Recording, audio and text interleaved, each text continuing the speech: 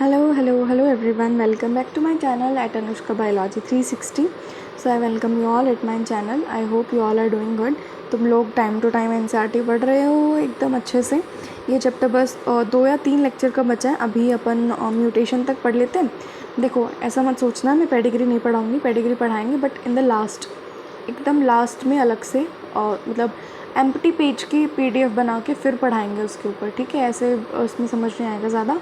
तो पेडिग्री के लिए एक लास्ट अलग से लेक्चर होगा. अभी पहले मैं polygenic inheritance, sex determination, pleiotropy और म्यूटेशन तक.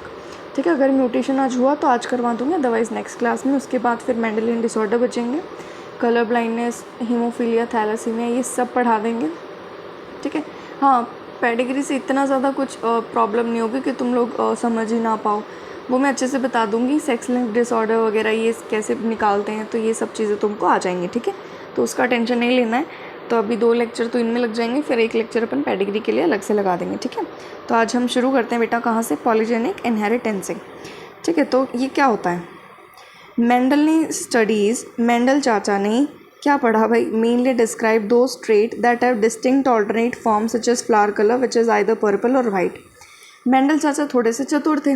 उन्होंने ऐसे ऐसे फॉर्म लिए कि जो एकदम ऑल्टरनेट थे, जैसे कि फ्लावर कलर क्या तो पर्पल था या फिर वाइट था, है ना. But if you look around you will found that there are many trait which are not so distinct in their occurrence and are spread across a gradient. But हम लोग अगर अपने आसपास देखते हैं, ऑब्वियसली ये बात होती है बेटा कि बहुत सारे ऐसे ट्रेट होते हैं जो कि एकदम डिस्टिंक्ट उनके अकरेंस में नहीं होता है. वो बहुत बड़े एरिया में फैले हुए होते हैं. जैसे कि मेंडल के अकॉर्डिंग हाइट क्या थी? टॉल थी और ड्वार्फ थी. टॉल में भी हम लोगों ने 6 फीट मानी थी, ड्वार्फ में भी हमने 3 फीट मानी थी. But in the case of humans, और अगर अपन देखें तो प्लांट सिर्फ 6 फीट या सिर्फ 3 फीट के तो नहीं होते.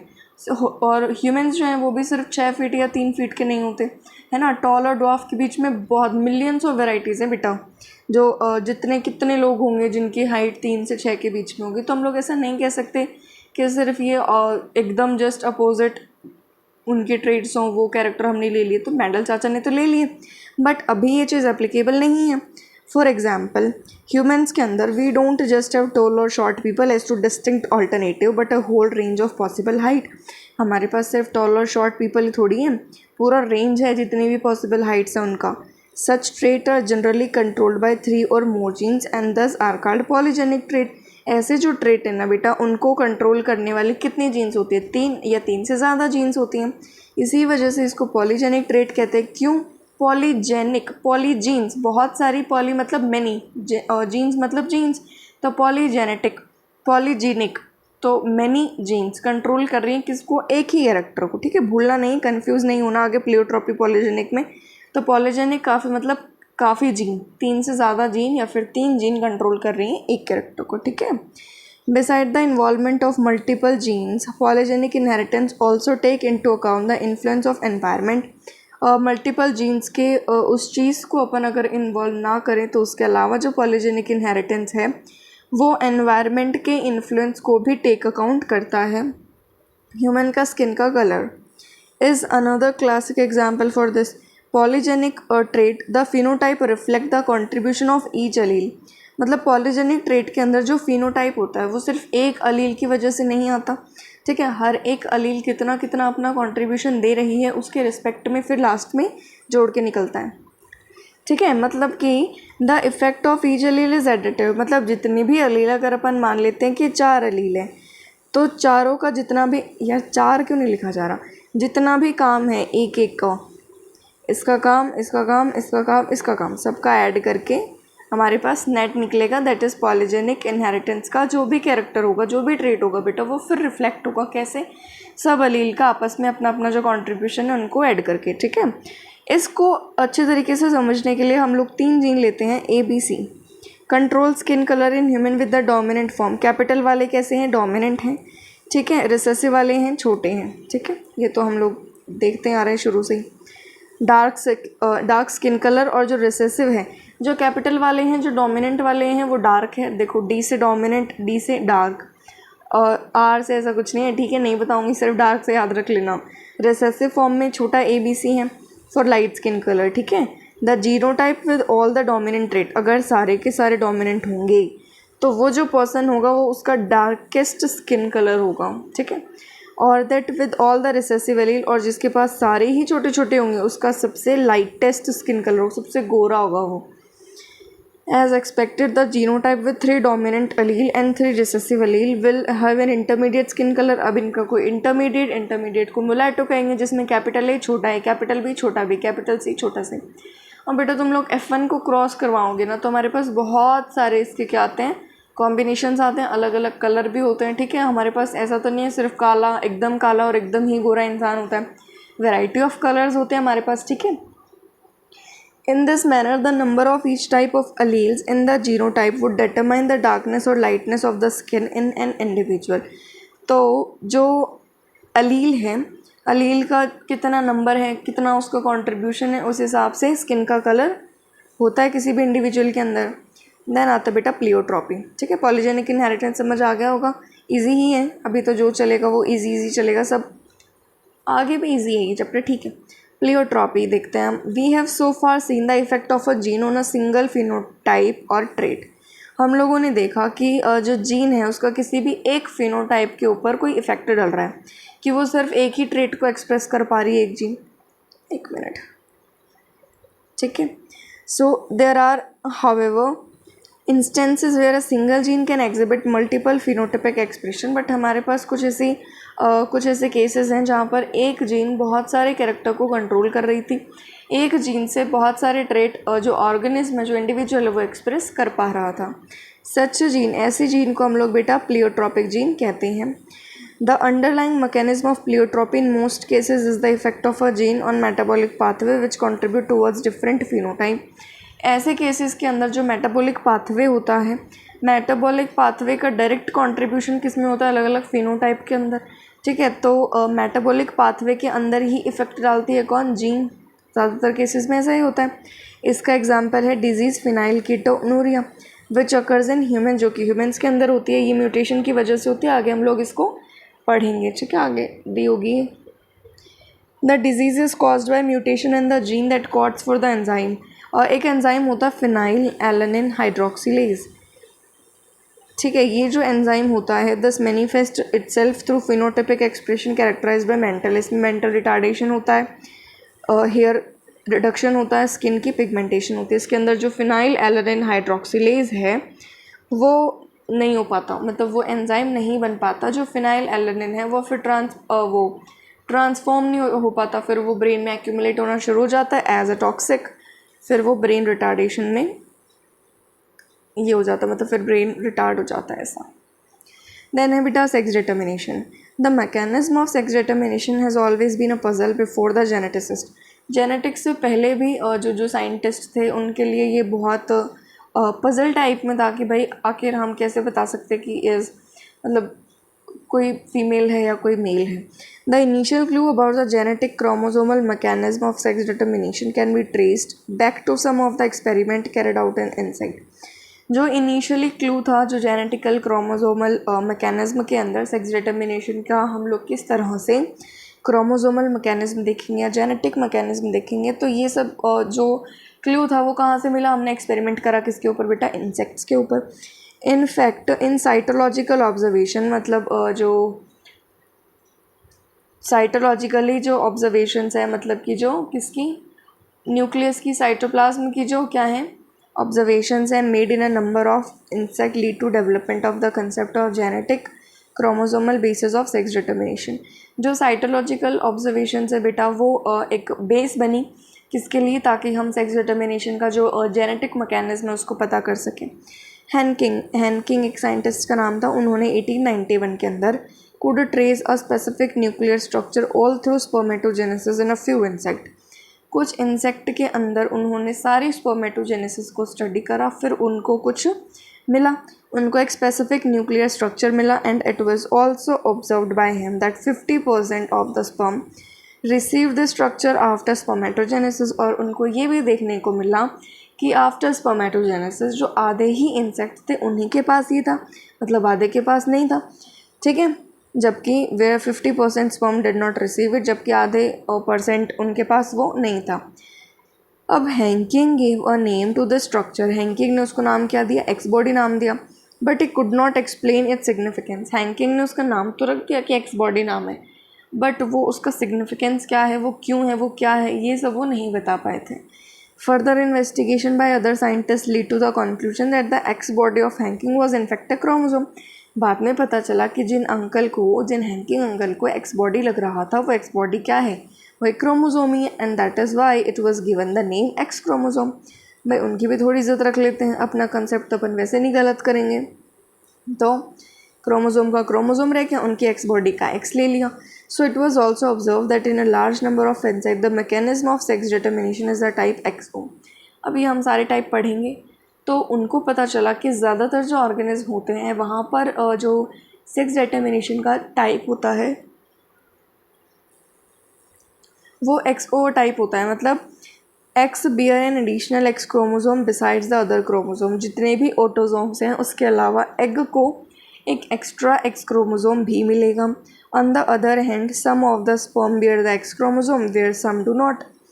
अब जो कुछ जो स्पर्म है एक्सओ, एक कुछ आधे % स्पर्म को एक्स मिलेगा, आधे % स्पर्म को कुछ नहीं मिलेगा, ठीक है।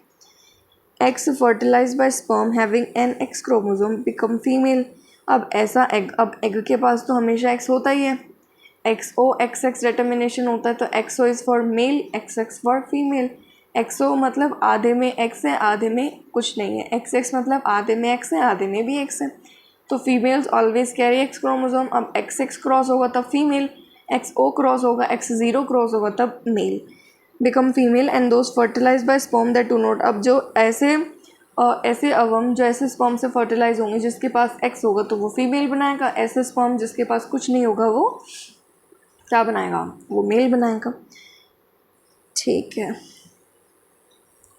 देन आता है due to involvement of X chromosome in the sex determination. अब भाई एक्स क्रोमोसोम का ही रोल है सेक्स क्रोमोसोम के अंदर, मतलब डिटर्मिनेशन ऑफ सेक्स के अंदर हम लोग उसी से पता कर सकते हैं। सो इस वजह से इसको क्या नाम दे दिया, सेक्स क्रोमोसोम नाम दे दिया। And the rest of the chromosome बाकी को नाम दे दिया ऑटोसोम। जो ग्रास होपर है, grasshopper is an example of XO type of sex determination in which the males have only one X chromosome beside the autosome. देखो X O X X, तो ये क्रॉस करवाओ X X X X XO XO, ये females ये mails, ठीक है। Grass ओपर जो है ये किसका एग्जाम्पल दिया है, मैंने तुमको ग्रास ओपर का एग्जाम्पल दिया है। ग्रास ओपर में कैसा सेक्स डिटर्मिनेशन होता है, एक्स ओ टाइप वाला, जिनमें मेल्स के पास सिर्फ एक एक्स क्रोमोसोम होता है, बाकी ज़ीरो। फीमेल्स के पास दोनों के दोनों एक्स क्रोमोसोम होते हैं, have a pair of X chromosome, ठीक है। अब these observation lead to the investigation of a number of species to understand the mechanism of sex determination. अब ये जो ऑब्जर्वेशन थी, अब हम लोगों को अगर एक चीज़ एक ऑर्गेनिज्म के अंदर पता चल जाते तो we will try to expand that thing.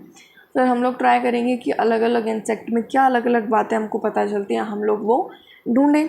तो भाई लोगों ने इस इन्वेस्टिगेशन का फ़ायदा उठाया और उन्होंने नंबर ऑफ़ स्पीशीज़ को के अंदर सेक्स डिटर्मिनेशन का मेथड जो मैकेनिज्म है वो पता करा।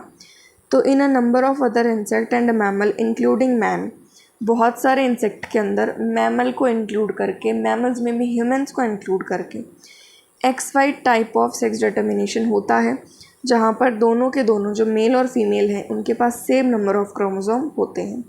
Among the male an X chromosome is present but its counterpart is distinctly smaller. जो मेल्स होते हैं उनके पास एक्स क्रोमोसोम होता है, बट उसका जो काउंटर पार्ट होता है, मतलब उसके जो साथ वाला क्रोमोसोम होता है, मतलब कि वाई क्रोमोसोम कैसा होता है, छोटा होता है एक्स से। तो देखो एक्स एक्स एक्स वाई होता है अपने पास, ये मेल ये फीमेल, क्रॉस करवाओ X X X X X Y, ये फीमेल ये मेल, ठीक है। तो जो वाई वाला होता है वो कैसा होता है, छोटा होता है। Female however have a pair of X chromosome, female के पास एक जोड़ा एक्स क्रोमोसोम का होगा। Both male and female bear same number of autosome, जो भी मेल फीमेल है उनके पास ऑटोसोम्स का नंबर क्या है, सेम है। Hence males have autosomes plus X Y while female have autosome plus X X. तो ऑटोसोम जितना पेयर है उतना प्लस में फीमेल्स में एक्स एक्स, ये एक्स एक्स हो गया, और मेल्स में जितने ऑटोसोम्स है उतने प्लस में एक्स वाई, ठीक है। In human beings and in Drosophila, the male have one Y, a one X and one Y. तो ह्यूमन बीइंग के अंदर और ड्रोसोफिला मेलानोगास्ट्रा के अंदर जो मेल होता है उसके पास XY क्रोमोसोम होता है और जो फीमेल होती है उसके पास एक पेयर X क्रोमोसोम होता है बिसाइड्स ऑटोसोम के साथ साथ। In the above description you have studied about 2 type of sex determination mechanism. हम लोगों ने 2 मैकेनिज्म पढ़ लिए, एक्सो टाइप ग्रासहोपर में, XY टाइप बहुत सारे इंसेक्ट में, मैमल्स में, ह्यूमन्स में, ड्रोसोफिला के अंदर। But in both cases male produces 2 different type of gamete. But यहाँ देखने वाली बात है कि फीमेल तो सिर्फ XX बना रही थी बट मेल हिट्रोगैमेटी थी, कि मतलब मेल डिसाइड कर रहा था कि बेबी क्या होगा, मेल होगा फीमेल होगा। जैसे ह्यूमन्स में मेल के पास 2 गैमेट्स थे XY, तो X वाला गया तो फीमेल, Y वाला गया तो मेल। ग्रास ऊपर में बेटा XO था तो 0 गया तो मेल, X गया तो फीमेल। इस तरीके से मेल बता पा रहा था कि either the baby will be male और द फीमेल। अब आता है आइदर विद और विदाउट एक्स क्रोमोसोम। क्या तो उसके पास एक्स क्रोमोसोम है और कुछ गैमीट ऐसे जिसके पास X chromosome and some with Y chromosome, और कुछ के पास वाई भी है। सच टाइप ऑफ, इस तरीके की सेक्स डिटर्मिनेशन को हम लोगों ने डेजिग्नेट करा है मेल हिट्रोगैमेटी। हिट्रोगैमेटी मतलब गैमेट्स क्या होंगे, अलग अलग होंगे, और मेल मतलब मेल के अंदर। तो मेल हिट्रोगैमेटी, मेल का मतलब मेल, हिट्रो मतलब अलग अलग, गैमेटी मतलब गैमेट्स। तो मेल जो होगा वो अलग अलग गैमेट्स को प्रोड्यूस करेगा। इन सम अदर ऑर्गेनिज्म एग्जाम्पल, जैसे कि हम मान लेते हैं बर्ड्स हैं, उनके अंदर जो सेक्स डिटर्मिनेशन का मेथड होता है वो थोड़ा अलग होता है। In this case the total number of chromosome in both in male and female. ऐसे केस के अंदर जो क्रोमोसोम का टोटल नंबर होता है वो सेम होता है, but 2 different type of gamete in terms of the sex chromosome are produced by the females. But जहाँ पर वहाँ पर देखो मेल हिट्रोगैमेटी थी, मतलब मेल अलग अलग गैमेट प्रोड्यूस कर रहा था, या क्या कर देंगे फीमेल हेट्रोगैमेटी, मतलब कि अब फीमेल अलग अलग गैमेट्स बनाएगी। In order to have a distinct with the mechanism of sex determination described earlier, 2 different sex chromosome of a female bird has designated to be Z and W। अब ये कैसा है ZW Z, ये cross करवाओ ZW, ये क्या होगा अब। In this organism the female है 1 Z। अब ये वाली तो क्या है, फीमेल है, ये वाला क्या है भाई, मेल है। ठीक है, जिसके पास सेम होगा। देखो फीमेल हिट्रोगैमेटी में फीमेल अलग अलग होगी, मेल हिट्रोगैमेटी में मेल अलग अलग होंगे। ठीक है, मेल ही था ना, एक X था, 0 था, XY था। फिर अब यहाँ फीमेल हिट्रोगैमेटी है तो फीमेल के गैमेट अलग अलग होंगे, ZW। तो वेयर इज मेल के पास एक पेयर Z क्रोमोसोम होगा बिसाइड ऑटोसोम के साथ। अब आता है सेक्स डिटर्मिनेशन इन ह्यूमंस। देखो ये चीज़ बहुत इजी है, पढ़ा चुकी हूँ मैं रिप्रोडक्शन वाले चैप्टर के अंदर। चलो एक बार फिर से पढ़ लेते हैं।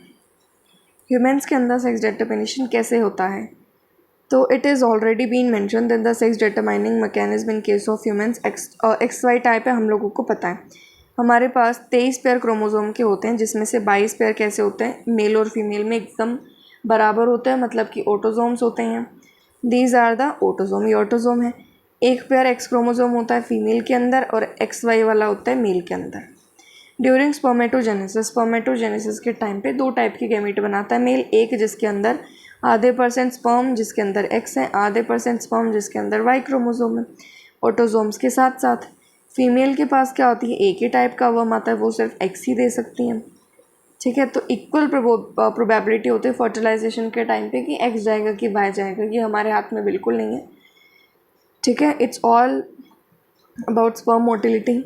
इन केस द अब अगर फीमेल के पास तो X है ही, अब अगर मेल वाले के पास भी X होता है तो ये बनता है, X फीमेल के पास तो है ही, अगर मेल वाला ये लेके आता है तो ये बनता है, दैट्स ऑल। अगर जो अवम फर्टिलाइज होता है ऐसे स्पर्म के साथ जिसके पास X क्रोमोसोम है तो जाइगोट फीमेल में बदलेगा, अगर Y वाले के साथ फ्यूज़ होता है तो जाइगोट मेल में बदलेगा। This it is evident that it is the genetic makeup of the sperm that determine the sex of the child. अब ये स्पर्म के हाथों में होता है कि भाई जो बेबी होगा वो फीमेल होगा या मेल होगा, तो सारा जो सेक्स डिटरमाइन कर सकता है वो कौन कर सकता है, स्पर्म कर सकता है। It is also evident that in each pregnancy there is always 50% probability of either a male और फीमेल चाइल्ड। हमेशा आधे % चांस होगी, चाहे अगर किसी लेडी के 10 फीमेल्स भी हुई हैं तो जो 11वां चाइल्ड होगा हम लोग नहीं कह सकते कि अभी भी फीमेल की प्रोबेबिलिटी ज़्यादा है। We can not see that. हम लोग 11th टाइम में भी यही कहेंगे कि आधा % चांस है मेल हो, आधा % चांस है फीमेल हो। ठीक है, फिर है बेटा it is unfortunate that in our society, अभी तो पता है कि भाई मेल फीमेल हुआ तो किसको, मम्मी को ही कसूरवार देते हैं, फीमेल को ही इल्ज़ाम लगाते हैं भाई। अब आता है सेक्स डिटर्मिनेशन इन हनी बी। हनी बी में क्या सांग होता है? The sex determination in honey bee is based on the number of sets of chromosome on individual रेसी। हमारे पास तो ये था कि फ़ीमेल भी डिप्लॉयड है, मेल भी डिप्लॉयड है, बट हनी बी में ऐसा नहीं होता है। हनी बी में जो मेल होता है वो तो हैप्लॉयड होता है, फीमेल होता है डिप्लॉयड होता है, मतलब मेल से डबल क्रोमोसोम होते हैं बेटा फीमेल के पास, ठीक है। An offspring formed from the union of a sperm and egg. जब स्पर्म और एग फ्यूज़ होंगे, प्रॉपर फर्टिलाइजेशन, प्रॉपर सिंगेमी होगी, उस टाइम पे तो फीमेल बनेगी। अब फीमेल दो टाइप की होती है हनी बी में, क्वीन या फिर वर्कर। वो डिटरमाइन करता है कि कौन वो खाती है, क्या बोलते हैं, रॉयल जेली। रॉयल जेली जो खाती है वो क्या बनेगी, क्वीन बनेगी, और जो नहीं खा पाती वो वर्कर बनेगी। तो इस तरीके से सिंगेमी से, फर्टिलाइजेशन से कौन बना, फीमेल्स बनी। और एक अनफर्टिलाइज्ड एग जो होगा वो एक मेल में डेवलप हो जाएगा, जो कि है ड्रोन। देखो ड्रोन का काम सिर्फ यही होता है कि वो हनी बी को फर्टिलाइज करवा सकता है, ठीक है। By means of parthenogenesis, parthenogenesis से ड्रोन का जन्म हुआ। This means that the males have half the number of chromosome than that of female. Female के पास जितने क्रोमोसोम है उससे उनके पास कैसे होंगे, आधे। जो फीमेल होती है वो डिप्लॉयड होती है, उनके पास 32 क्रोमोसोम होते हैं। मेल कैसे होते हैं, हैप्लॉयड होते हैं, मतलब कि उनके पास 16 क्रोमोसोम। तो ये क्या होगा, एक हैप्लॉयड है एक डिप्लॉयड है, तो haplodiploid sex determination system and has special characteristic features such as males produces sperm by mitosis। Male जब म्यूसिस तो कर नहीं सकता क्योंकि वो ऑलरेडी हैप्लॉयड है, और हैप्लॉयड सेल्स में म्यूसिस नहीं होती है। मेल स्पर्म बनाएगा माइटोसिस से। They do not have father and दस कैन नॉट हैव सन्स। इस बात पे तुम लोग खुद गौर करोगे और मुझे आंसर तुम बताओगे। But have grandfather and have grandsons, ठीक है। ओके ओके, हमारा छोटा सा टॉपिक है बेटा म्यूटेशन, आई थिंक इसको ख़त्म कर देना चाहिए। अभी 22 मिनट का लेक्चर हुआ है, इतना तो तुम कर ही लोगे। देन आता है बेटा म्यूटेशन। म्यूटेशन एक ऐसा फिनोमेना है, मैंने पीछे बहुत बार नाम लिया है कि जीन चेंज हो जाती है, जेनेटिक कंट्रीब्यूशन जो होता है, डीएनए चेंज हो जाता है पूरा का पूरा। कई बार तो भाई बहुत गंदे केसेस होते हैं म्यूटेशन के, कई बार हमारे लिए रिजल्टफुल भी होते हैं। आगे हम प्लांट ब्रीडिंग प्रोग्राम में पढ़ेंगे। म्यूटेशन एक ऐसा फिनोमेना होता है जिसके अंदर ऑल्ट्रेशन हो जाता है डीएनए के सीक्वेंसेस का, ठीक है। मान लेते हैं डीएनए के सीक्वेंसेस है, ये ए है और यहाँ पे ठीक है, तो यहाँ TGCA, ठीक है। तो ऑल्ट्रेशन हुआ है डीएनए के सीक्वेंसेस का, तो मान लेते हैं ACG की तरह यहाँ क्या आ गया, GCA आ गया, तो क्या हो गया, म्यूटेशन हो गई। GG लिख दिया अभी तो मैंने। And consequently result in changes the genotype, उसकी वजह से जीनोटाइप भी बदलता है एंड द फिनोटाइप भी बदलता है। मैं पहले कंफ्यूज रहती थी कि सिर्फ जीनोटाइप बदलेगा या फिनोटाइप भी बदलेगा। देखो डीएनए सीक्वेंस ही चेंज हो गया तो फिनोटाइप, तो जीनोटाइप का तो ऑब्वियस है कि बदलेगा ही बदलेगा। जीनोटाइप की वजह से ही फिनोटाइप आ रहा है, तो फिनोटाइप भी क्या करेगा, चेंज होगा। म्यूटेशन की वजह से जीनोटाइप भी बदलता है, फिनोटाइप भी बदलता है। In addition to recombination, recombination के साथ म्यूटेशन एक दूसरा ऐसा फिनोमेना है जो कि डीएनए के अंदर वेरिएशन कॉज करवाता है। अब रिकॉम्बिनेशन भी तो करवा रहा था, नॉन पेरेंटल बन रहे थे, वेरिएशन आई गई। अब हम लोग चैप्टर 5 में पढ़ेंगे one DNA helix run continuously from one end to other in which in a chromatid in a highly supercoiled form.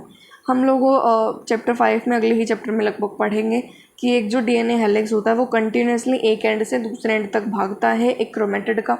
जैसे कि ये है क्रोमेटिड, इस तरीके से ये डीएनए बना दिया, ठीक है। ये डीएनए है पूरा। देयरफॉर लॉस डिलीशन, लॉस मतलब डिलीट हो गया कुछ, गेन मतलब कुछ ना कुछ इंसर्ट हो गया या कुछ कोई चीज़ कॉपी हो गई, तो duplication of a segment of DNA. तो हमारे पास क्या हो सकता है, क्या पता कोई सेगमेंट डिलीट हो जाए, क्या पता कोई सेगमेंट डुप्लीकेट हो जाए, डबल हो जाए, क्या पता कोई सेगमेंट जुड़ जाए। Result in alteration in chromosome, तो इनकी वजह से क्रोमोसोम के अंदर ऑल्ट्रेशन होगी बेटा। Since genes are known to be located on chromosome, अब हम लोगों को पता है जीन्स कहाँ प्रेजेंट है, क्रोमोसोम पे। तो alteration in chromosome result in abnormality और एब्रेशन। अब अगर क्रोमोसोम में कुछ ऑल्ट्रेशन आया, क्रोमोसोम में कुछ दिक्कत आई, तो भी एबनॉर्मेलिटी और एब्रेशन तो होंगे हमारे को। क्रोमोसोमल एब्रेशन, क्रोमोसोमल जो प्रॉब्लम्स होती हैं, जो एबनॉर्मेलिटीज़ जो होती हैं, वो मेनली कहाँ मिलते हैं, कैंसर सेल्स में। हाईलाइट करके लिखना है, ये पूछा जाता है अक्सर। इन एडिशन टू द वो जो ऊपर इन्फॉर्मेशन दी है इसके साथ साथ हमें बताया है म्यूटेशन क्यों अराइज होते हैं। क्या पता एक सिंगल बेस पेयर, सिर्फ एक ही बेस पेयर चेंज हुआ हो, this is known as point mutation. तो ये क्या है, पॉइंट म्यूटेशन होता है। पॉइंट म्यूटेशन का आगे एग्जाम्पल अपन को दिया है तो हम पढ़ेंगे अगले लेक्चर में। इसका एक क्लासिकल एग्जाम्पल होता है sickle cell anaemia. Deletion and insertion of a base pair of DNA, इसकी वजह से फ्रेम शिफ्ट, पूरा का पूरा सेगमेंट जुड़ रहा है, पूरा का पूरा सेगमेंट डिलीट हो रहा है, तो फ्रेम शिफ्ट म्यूटेशन। ये जो मैकेनिज्म है म्यूटेशन का is beyond the scope of this discussion, हम लोगों के लेवल से बहुत बाहर है। However there are many chemical and physical factor, हमारे पास बहुत केमिकली और फिजिकली कुछ नेचुरल हैं जो ऐसे मैथड जिनकी वजह से म्यूटेशन हो सकता है, दैट इंड्यूस म्यूटेशन, जिनकी वजह से म्यूटेशन होता है बेटा। These are refer to as mutagens, इनको म्यूटेजेंस कहते हैं। म्यूटेजेंस कौन है, जो म्यूटेशन करवाते हैं। यूवी रेडिएशन से, ये बहुत मेजर कॉज है इसका म्यूटेशन का। Can cause mutation in organism, it is a mutagen. तो यूवी रेज जो होती हैं, यूवी रेडिएशन जो होती है वो म्यूटेजन की तरह काम करती है और म्यूटेशन करवा सकती हैं। तो आज का लेक्चर ज़्यादा बड़ा नहीं है, अराउंड 30 या फिर 28 to 30 मिनट्स का होगा। तो I hope you all are enjoying my lectures. अभी आवाज़ थोड़ा सही नहीं है, ठीक है। तो अगला लेक्चर मैं बता दूँगी कब डालूँगी। बाकी चलो मैं ट्राई करूँगी कि कंटिन्यू रखें, ज़्यादा गैप ना दें बीच में। उन लोगों को मैंने पिछले लेक्चर में बताया था, थोड़ा सा बिजी चल रहे थे घर में। बाकी अभी चलो ठीक है, ये चैप्टर 2 लेक्चर का और बचा है। अगले में हम जितने भी डिसऑर्डर्स हैं वो कवर कर लेंगे and then last chapter we will cover our pedigree. तो अपना ये चैप्टर ख़त्म, ठीक है। आई होप तुम लोगों को ये चैप्टर पूरा समझ आया होगा। कुछ नहीं पता है, कुछ नहीं समझ आ रहा है, कुछ समझना चाहते हो तो कमेंट बॉक्स में बता देना, हम लोग देख लेंगे उसको, ठीक है। तो हम लोग मिलके सॉर्ट कर लेंगे। तो अच्छे से पढ़ाई करो, ऑल द वेरी बेस्ट। तुम लोगों का सिलेक्शन इस बार ज़रूर होगा। दिन में कम से कम 50 बार खुद को ये बात बोला करो, खुद को रिमाइंडर, मतलब एक रिमाइंडर की तरह सेट रखो कि भाई हाँ तुम्हें सेलेक्ट होना है, होना पड़ेगा और होगा ही। तुम्हारा सिलेक्शन नहीं होगा तो किसका होगा, नालायक हो। चलो तो अभी एन्जॉय, पढ़ो आराम से, एनसीईआरटी पढ़ते रहना। Tata, bye bye, God bless you, God bless you बच्चा, ऑलवेज।